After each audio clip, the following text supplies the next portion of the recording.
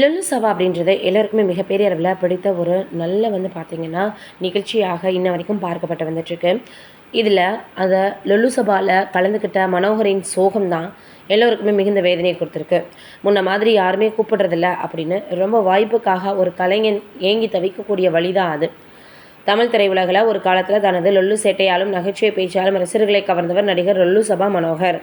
பிரபல தொலைக்காட்சி நிகழ்ச்சியான லொல்லு சபா மூலம் அறிமுகமாகி பின்னர் பல திரைப்படங்களில் காமெடி கதாபாத்திரங்கள் நடித்து சிரிக்க வைத்த இவர் தற்போது பட வாய்ப்புகள் இல்லாமல் தவிப்பதாக உருகி பேசியிருக்கிறாரு. ரசிகர்களை இது வருத்தம் அடைய வச்சிருக்கு. லொல்லு சபா என்ற தொலைக்காட்சி நிகழ்ச்சி சினிமா விமர்சனங்களை நகைச்சுவையாக ரொம்பவே பார்த்திங்கன்னா பகடி செய்து வரக்கூடிய பெரிய ஒரு நிகழ்ச்சியாக வரவேற்பு பெற்றது. அதில் முக்கிய கதாபாத்திரத்தில் நடித்து மக்களின் மனதில் இடம் பிடித்தவர் தான் மனோகர்.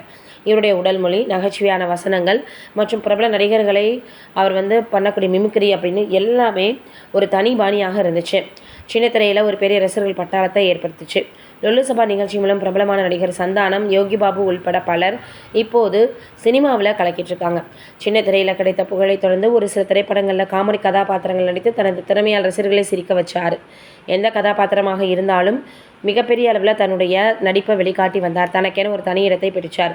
தற்போது ஒரு நேர்காணலில் பேசிய மனோகர் தன்னை தற்போது யாருமே கூப்பிடுறதில்ல அப்படின்னு மனம் திறந்து பேசியிருக்காரு. இப்போ சினிமாவில் காலமே மாறிடுச்சு, முன்ன மாதிரி யாரும் நடிக்க கூப்பிட்றதில்ல அப்படின்னு அவர் ரொம்பவே வருத்தத்தோடு தெரிவிச்சிருக்கார். திரையுலகில் வாய்ப்புகள் குறைந்து போனதை காட்டுது.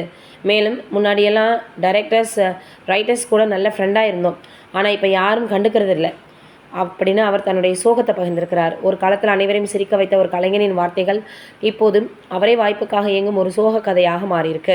திறமையான கலைஞர்களுக்கு திரையுலகம் கொடுக்கும் மரியாதை குறித்தும் அவர்கள் சந்திக்க நேரிடும் புறக்கணிப்பு குறித்தும் ஒரு கேள்வியை எழுப்பியிருக்கு. ஒரு காலத்தில் தனது நகைச்சுவையால் பலரை சிரிக்க வைத்த லொல்லு சபா மனோகர் போன்ற கலைஞர்கள் இன்று வாய்ப்புக்காக இயங்கி நிற்கக்கூடிய நிலை வருத்தம் அளிக்குது.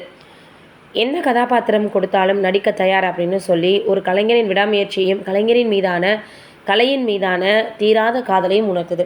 திறமை இருந்தும் சரியான வாய்ப்புகள் கிடைக்காமல் தவிக்கும் மனோகர் போன்ற கலைஞர்களுக்கு திரையுலகம் மீண்டும் ஒரு வாய்ப்பளித்து அவர்களுக்கு உரிய அங்கீகாரத்தை கொடுக்கணும் அப்படின்றது தான் ரசிகர்களின் எதிர்பார்ப்பாக இருக்குது. வெயிட் பண்ணி பார்ப்போம்.